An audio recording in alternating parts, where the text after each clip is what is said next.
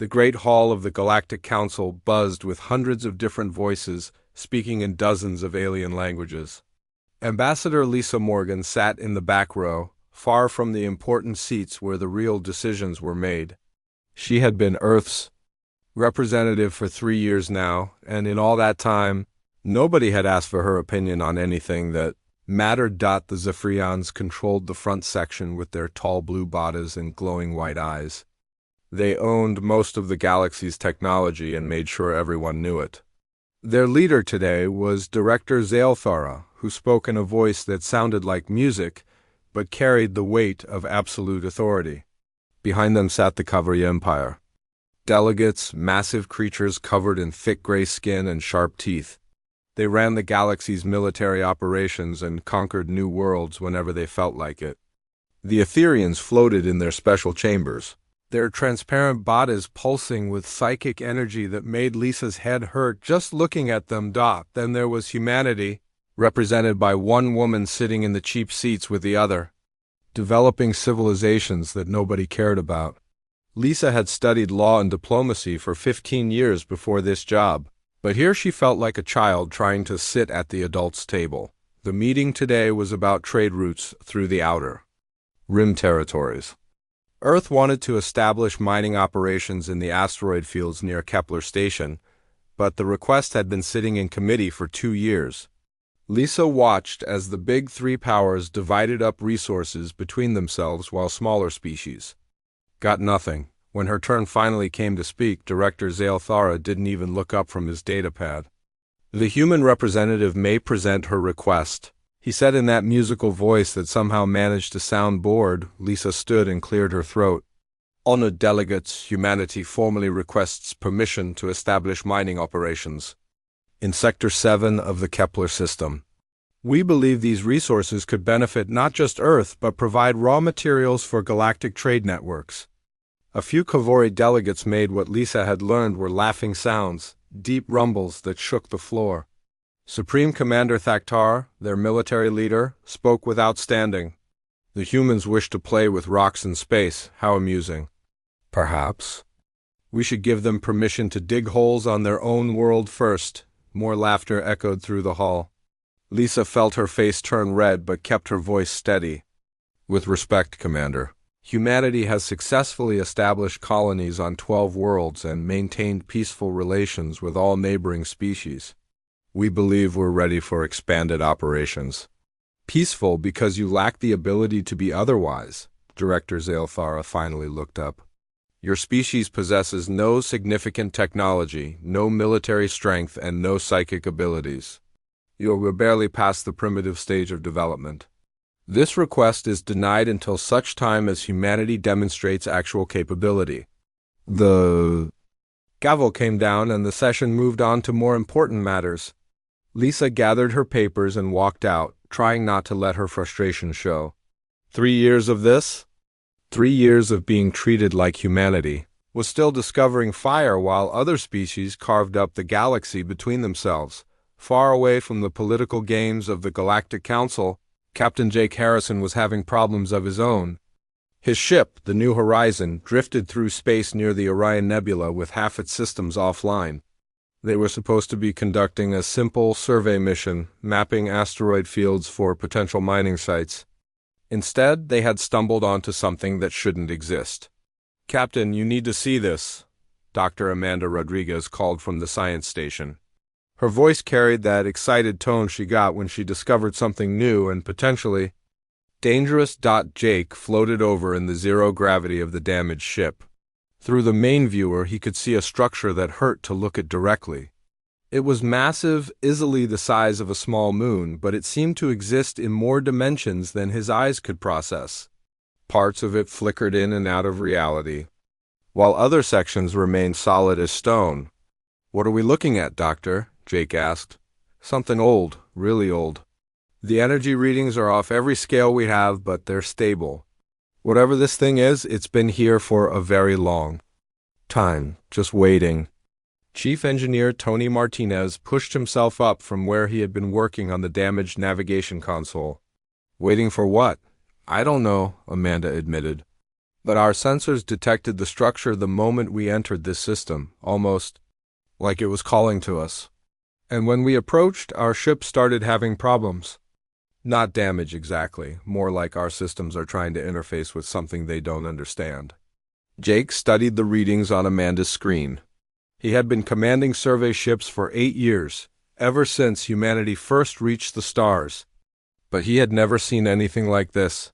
The structure showed clear signs of artificial construction, but the materials and energy signatures didn't match any known technology in the galactic database. Any idea who built it? He asked. That's the really interesting part. Amanda pulled up another display.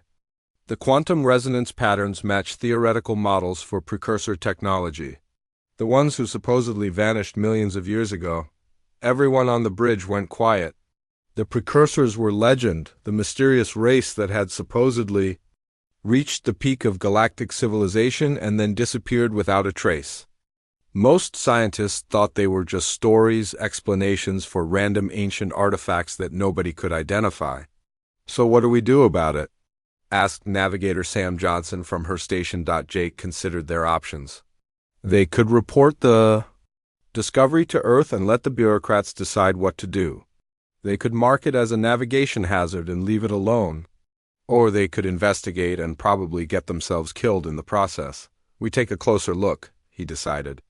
But carefully. Amanda, I want full sensor sweeps before we move any closer. Tony, get our systems back online. Sam, plot us a course that keeps us well away from any energy discharges. As the New Horizon limped closer to the ancient structure, none of them realized they were about to change the course of galactic history. Meanwhile, in the war rooms of the Kavori Empire, Supreme Commander Thaktar was planning humanity's destruction. He had returned from the council meeting with his ego bruised and his patience gone.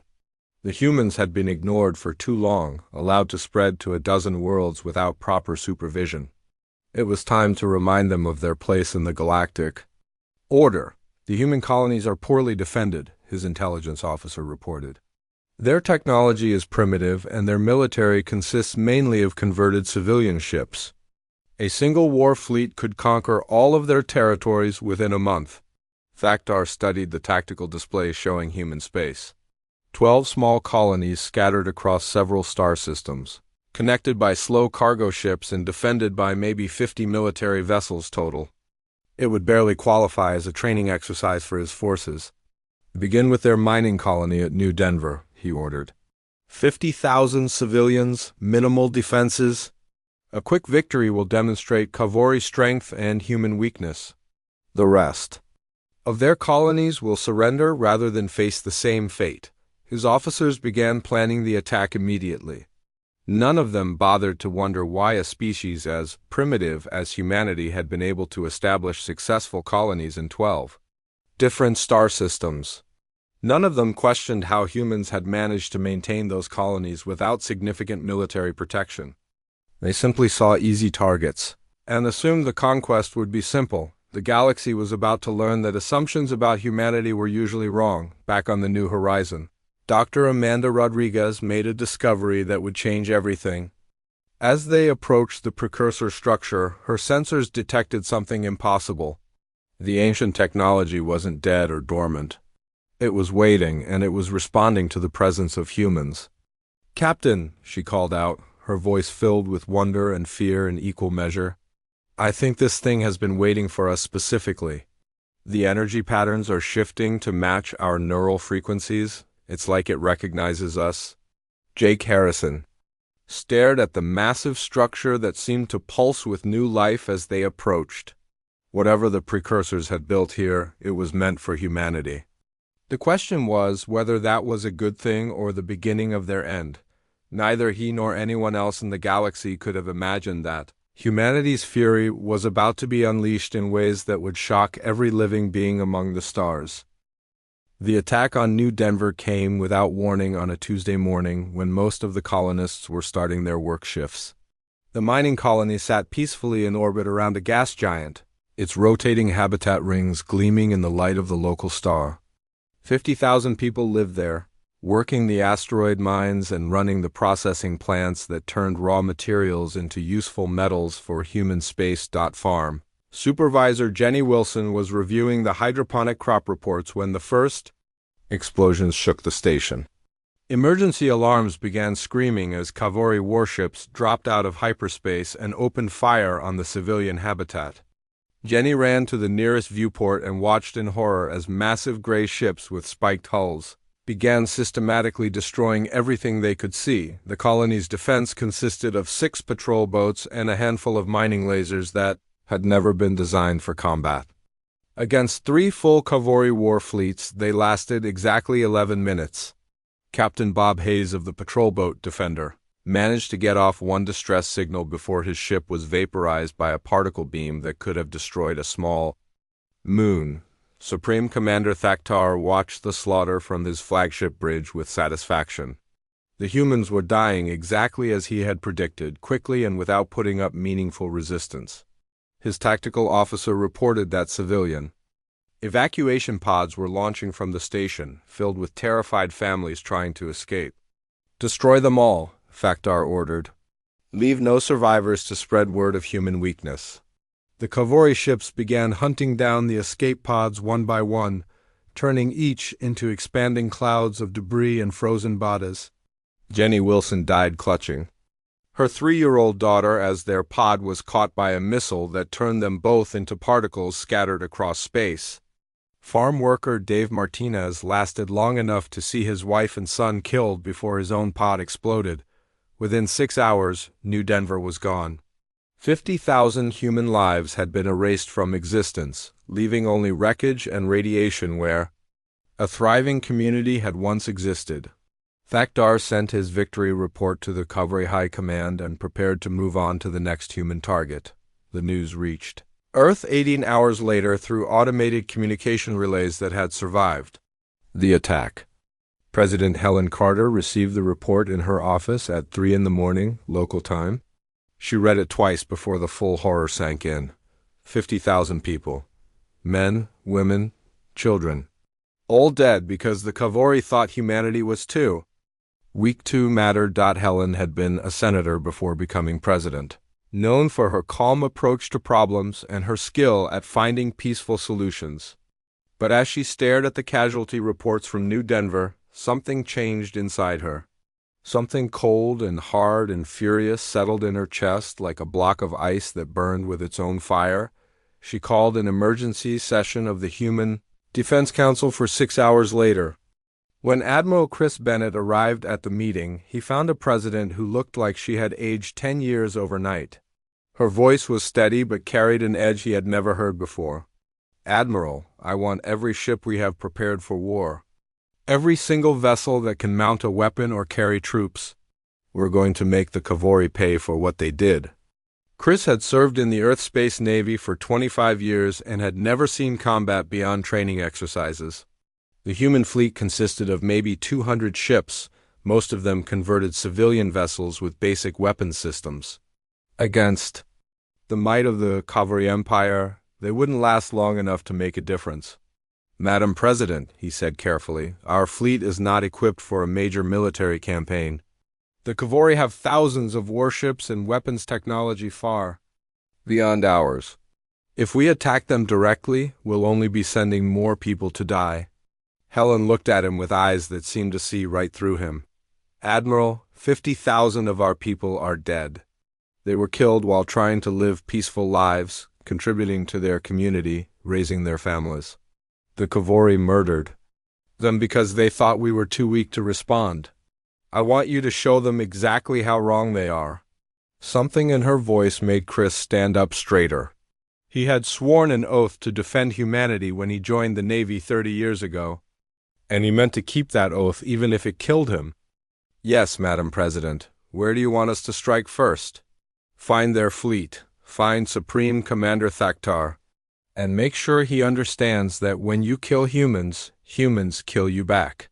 Meanwhile, Captain Jake Harrison and the crew of the New Horizon were discovering that the precursor structure was more than just an ancient relic. As they had approached the massive construction, Dr. Amanda Rodriguez had detected energy patterns that seemed to respond to their presence.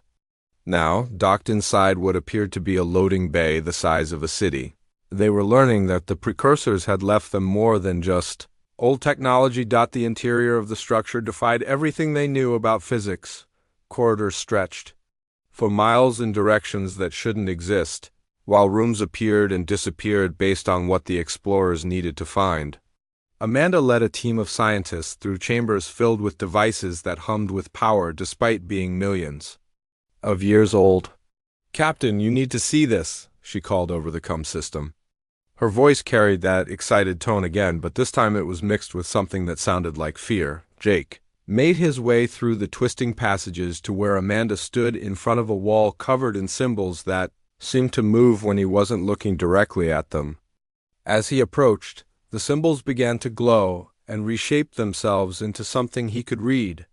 "Welcome, humanity," the wall displayed in perfect English. "We have been waiting for you." Engineer Tony Martinez joined them, carrying a scanner that was producing readings unlike anything they had ever seen. "Captain, these energy levels are impossible. Whatever powers this place, it's generating more energy than our entire sun. And it's all focused on us." The wall display shifted to show new text. "The Kavori have attacked your people. 50,000 of your kind are dead. Do you wish to make them pay for their crimes?" Jake felt something cold settle in his stomach. The structure somehow knew about New Denver. It knew about the attack before any of them did. "How do you know about that?" "We see all things that occur in this galaxy. We have watched your species since you first reached for the stars. You have potential that others lack. The capacity for growth that we possessed. The ability to feel deeply and act on those feelings with absolute conviction." Amanda checked her readings again. "Captain, the entire structure is responding to our emotional states. The more angry or determined we become, the more power it generates." The wall showed new symbols, these ones depicting weapons of incredible sophistication. "The Kavori believe you are weak because you value life over conquest. They think your emotions make you vulnerable. They are wrong. Your emotions make you the most dangerous species in the galaxy. Do you wish to learn how dangerous you can be?" Jake thought about the 50,000 people who had died at New Denver. Families like his own, destroyed because some alien commander wanted to prove a point about human weakness. He thought about Jenny Wilson and her daughter, about Dave Martinez, and his family, about all the people who had been killed for no reason other than their humanity. "Yes," he said quietly. "Show us." The structure began to change around them. Walls reconfigured themselves into new shapes, while corridors rearranged to lead toward chambers they had never seen before. The air itself seemed to thicken with potential. Energy that made their skin tingle and their hearts beat faster. Dr. Amanda Rodriguez watched her scanners register energy patterns that broke every known law of physics. Whatever the precursors had built here, it was designed to work with something uniquely human. Something that other species in the galaxy either lacked entirely or possessed in such small amounts that it didn't matter. Engineer Tony Martinez found himself understanding systems that should have been incomprehensible. His hands moved over control panels that responded to his thoughts and emotions rather than simple button presses. When he felt angry about the attack on New Denver, weapon systems came online. When he focused on protecting his crewmates, defensive shields activated. Around the ship, navigator Sam Johnson discovered she could plot courses through space that didn't follow normal rules of physics. By concentrating on their destination and feeling the urgent need to get there, she could make the ship travel faster than light without using conventional engines. The space around them seemed to bend and fold in response to her will. Captain. Jake Harrison stood in the center of it all and realized that humanity was about to become something the galaxy had never seen before. The precursors hadn't just left them technology. They had left them the tools to become weapons of mass destruction powered by pure human emotion. Supreme Commander Thaktar had wanted to teach humanity about weakness. Instead, he was about to learn what happened when humans decided to teach lessons of their own. The Battle of Kepler Station began at dawn on what would become known throughout the galaxy as the day humanity revealed its true nature. Supreme Commander Thaktar brought 3 full Kavori war fleets to the human military outpost, expecting to crush another weak target and continue his campaign of terror.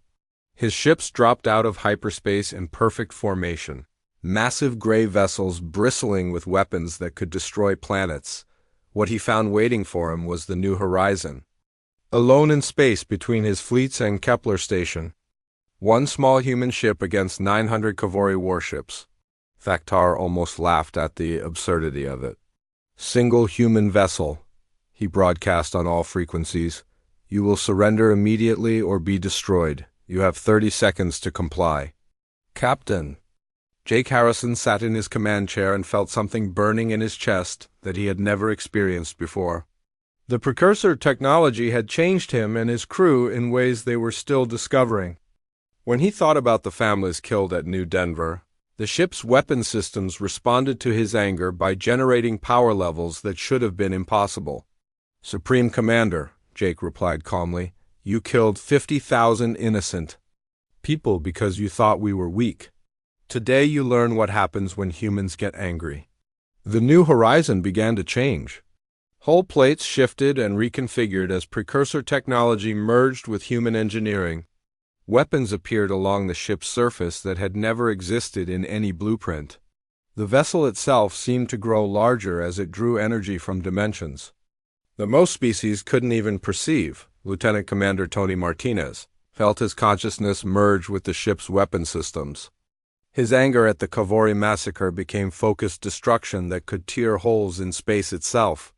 When he pressed the firing controls, beams of pure energy lanced out that didn't just destroy the Kavori ships they hit, but erased them from existence.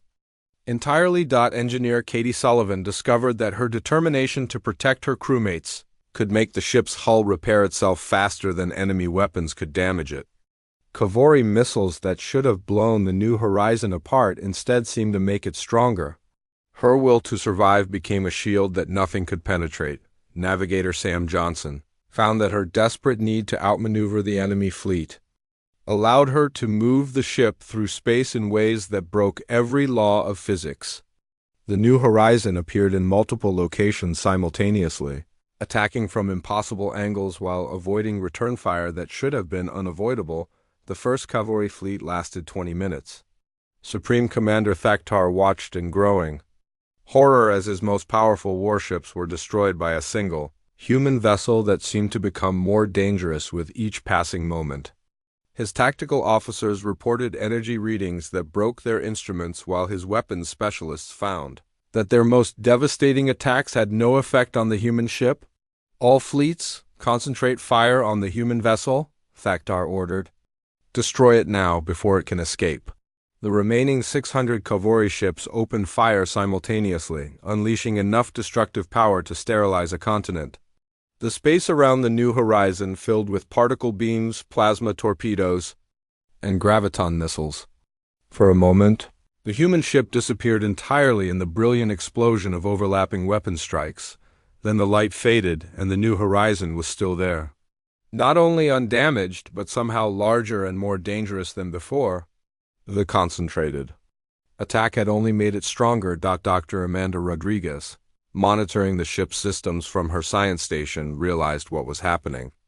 Captain, we're not just using the precursor technology. We're evolving it. Every attack makes us adapt. Every challenge makes us grow stronger. The more they try to hurt us, the more powerful we become.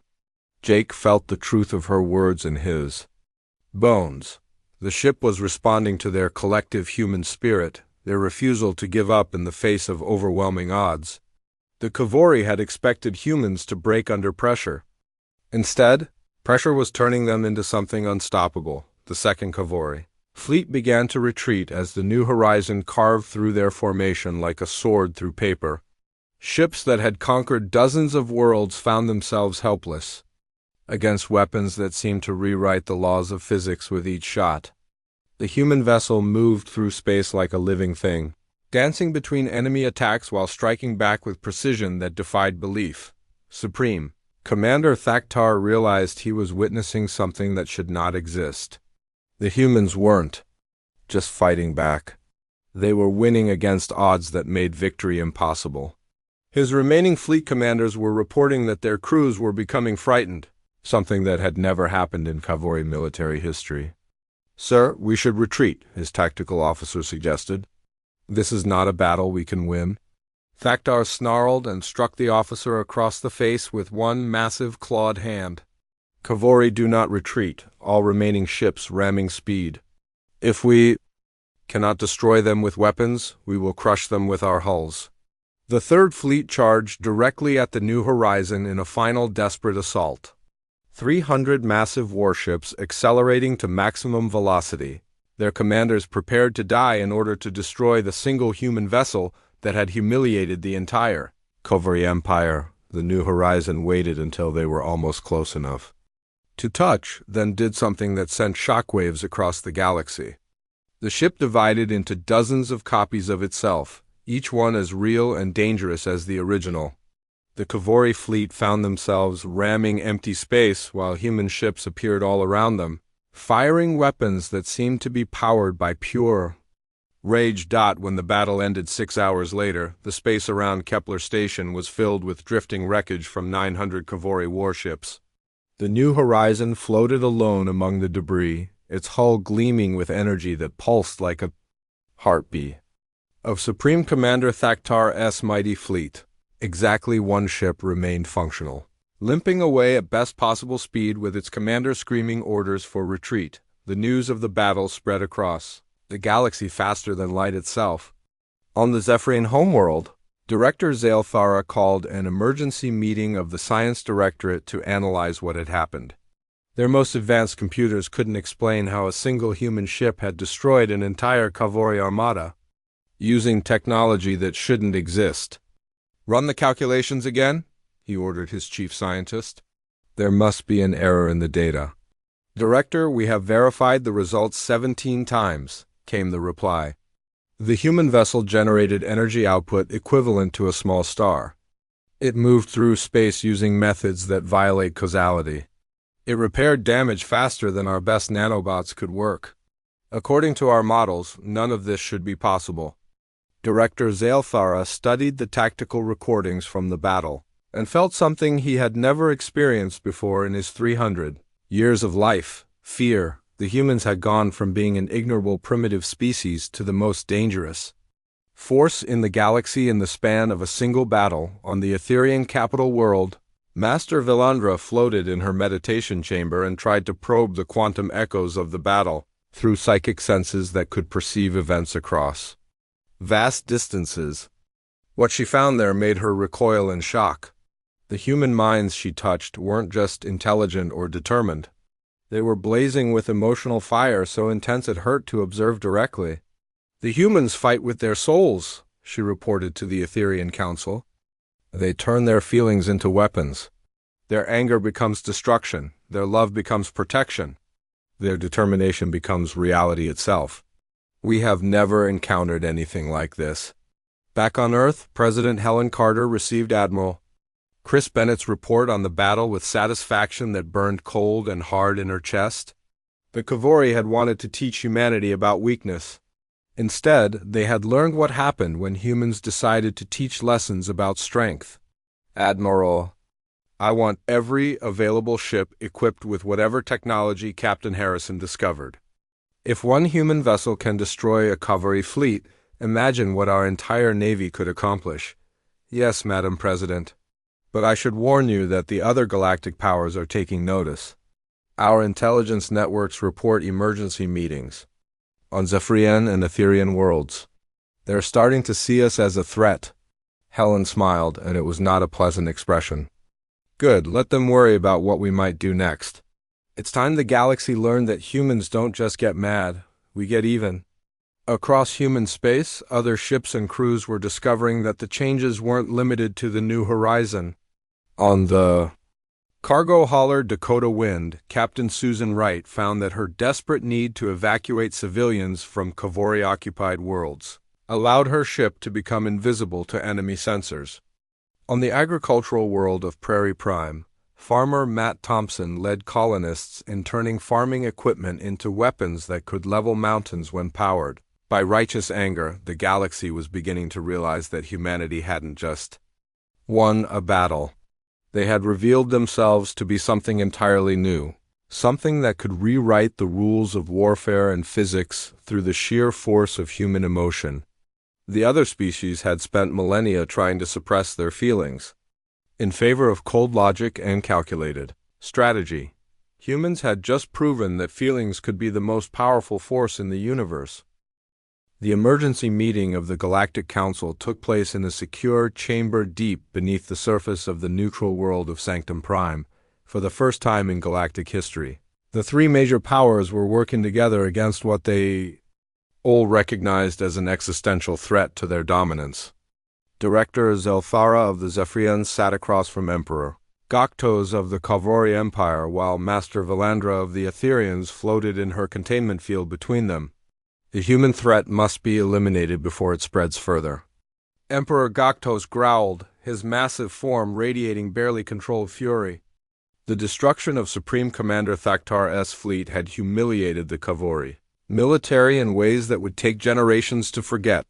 My intelligence reports indicate that their abilities are not limited to a single ship. Human vessels across their territory are displaying similar capabilities. Director Zaelthara nodded grimly as he consulted his data displays. Our scientists have analyzed the battle recordings from Kepler Station. The humans appear to be using some form of emotional resonance technology that amplifies their natural psychological responses into physical phenomena. The implications are terrifying. Master Valandra's ethereal voice carried undertones of psychic distress that made both alien leaders uncomfortable. I have attempted to probe human minds across their space. What I found defies our understanding of consciousness itself. They do not simply think and feel separately as we do. Their emotions and thoughts merge into something that can reshape reality through will alone.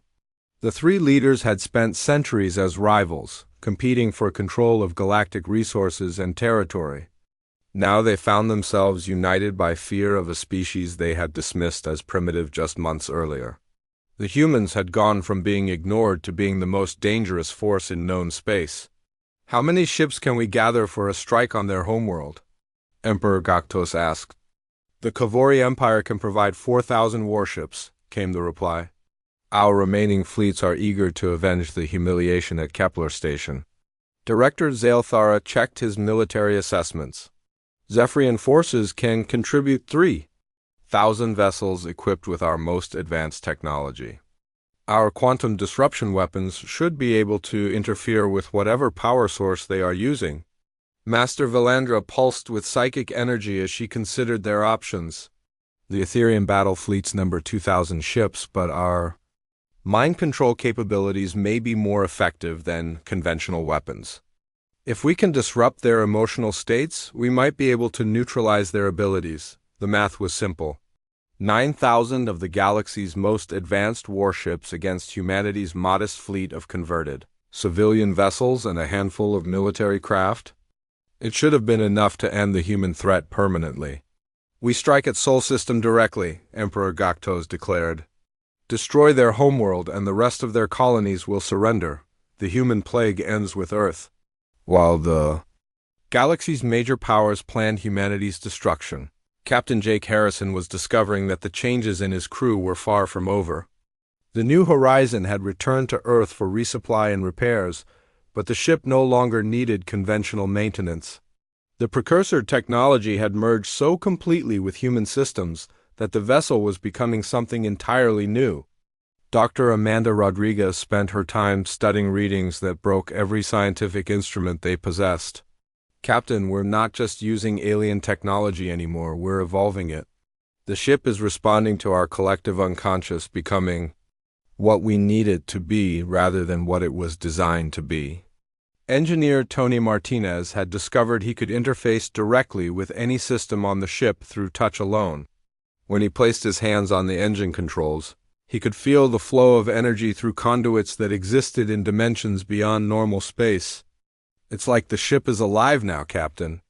It wants to protect us as much as we want to protect each other. Navigator Sam Johnson found that her connection to the ship's navigation systems allowed her to perceive space in ways that defied description.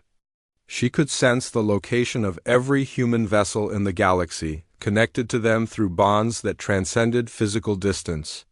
"Sir, I can feel our people out there, all of them, and they can feel us too." On Earth, President Helen Carter was coordinating humanity's response to intelligence reports of the coming alien alliance. Admiral Chris Bennett had mobilized every available ship, but even with their new abilities, the human fleet numbered fewer than 300 vessels.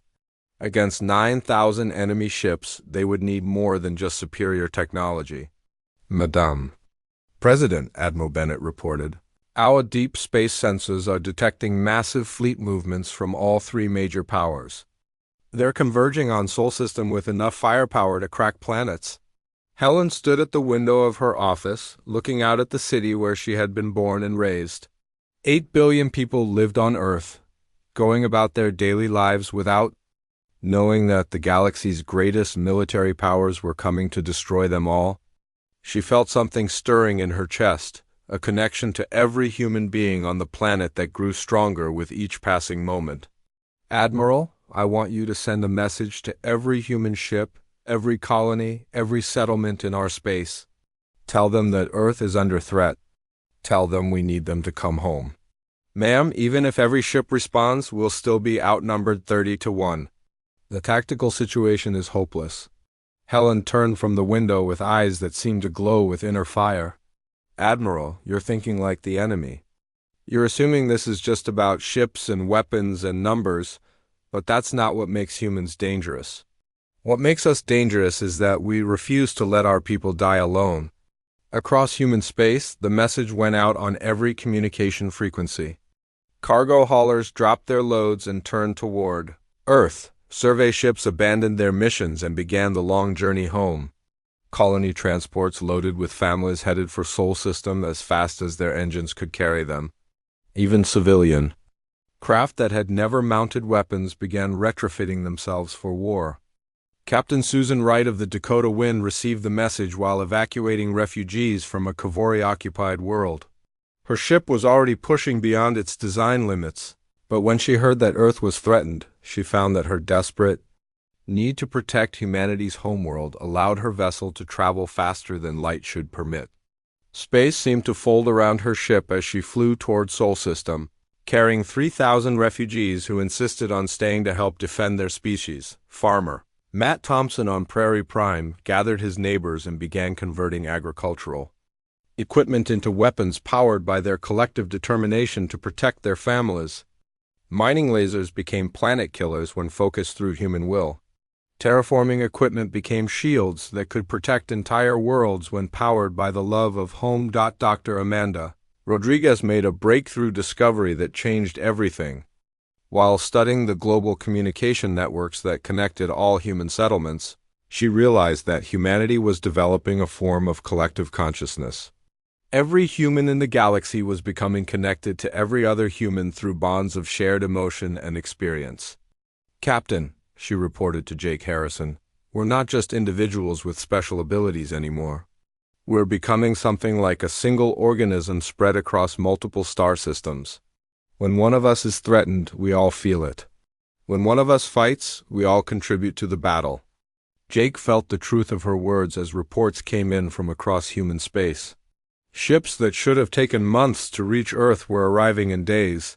Civilians who had never fired a weapon were discovering they could operate military systems through instinct alone.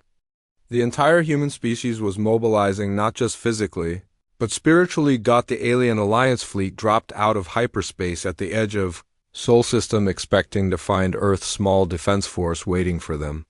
Instead, they discovered something that had never existed before in galactic history. Every human ship in known space had somehow returned to defend their homeworld. Not just military vessels, but cargo haulers, passenger transports, mining ships, survey craft, and even small personal shuttles. Emperor Gokto stared at his tactical displays in disbelief. Where intelligence reports had indicated maybe 300 human ships, His sensors now detected over 50,000 vessels arranged in defensive formations around Earth. Ships that should not have been able to reach Sol System for months had somehow arrived ahead of his own fleet. Director Zaelthara's science officers reported energy readings that defied analysis. The human ships weren't just numerous.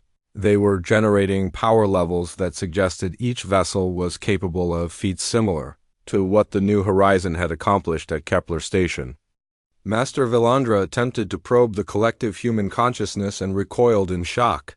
What she found wasn't 50,000 separate minds, but a single vast intelligence composed of 8 billion human souls all focused on a single purpose. The defense of their species and their home, the battle for Earth, was about to begin, and for the first time in their long histories, the galaxy's great powers were beginning to understand that they might have made a terrible mistake. The battle for Earth began when the first shots were fired by Emperor Goktos himself, his massive flagship launching planet-killer missiles at the human defense fleet. He expected to see terror and chaos as the inferior human vessels scattered before the might of the combined galactic armada. Instead, something happened that would be remembered throughout the galaxy for generations to come. Every human ship moved as one. 50,000 vessels shifted position simultaneously, not through coordinated commands but through shared consciousness that connected every human mind in the fleet. The Kavori missiles found themselves striking empty space as human ships phased through dimensions that most species couldn't perceive. Captain Jake Harrison felt the collective will of his entire species flowing through the New Horizon as it led the defense formation. 8 billion human souls on Earth below were focusing their combined emotional energy on protecting their home, and that power was flowing into every ship in the fleet.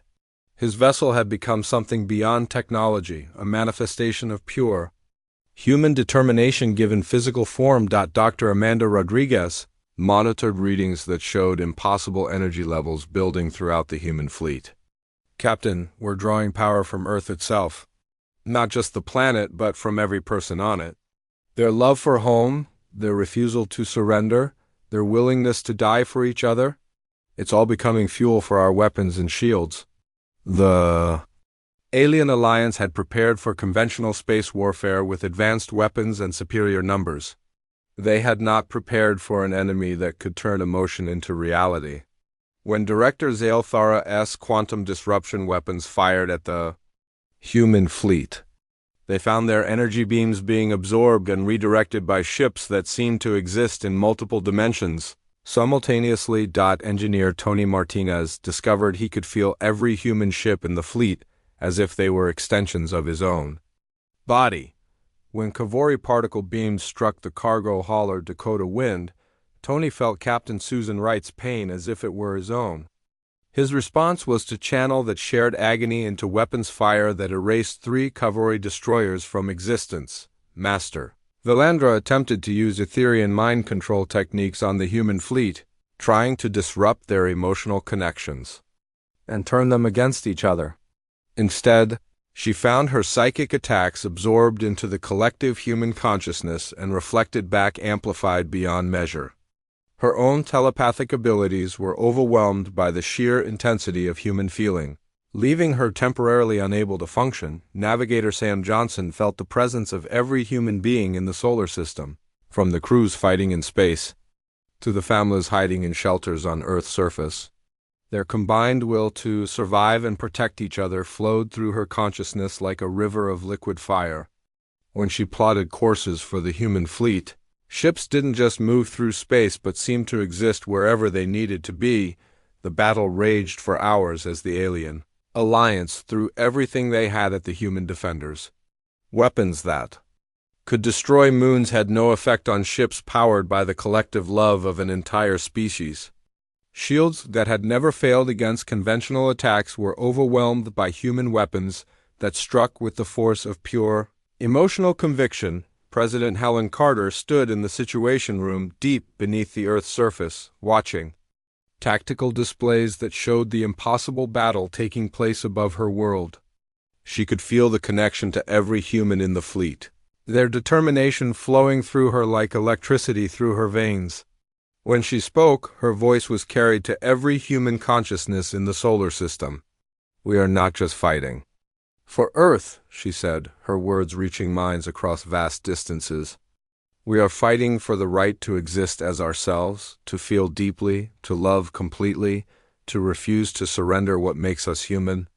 Today we show the galaxy that emotion is not weakness, it is the greatest strength in the universe. Her words were felt rather than heard by every human in the fleet. Cargo ship captains who had never seen combat found themselves piloting their vessels with skills that defied explanation.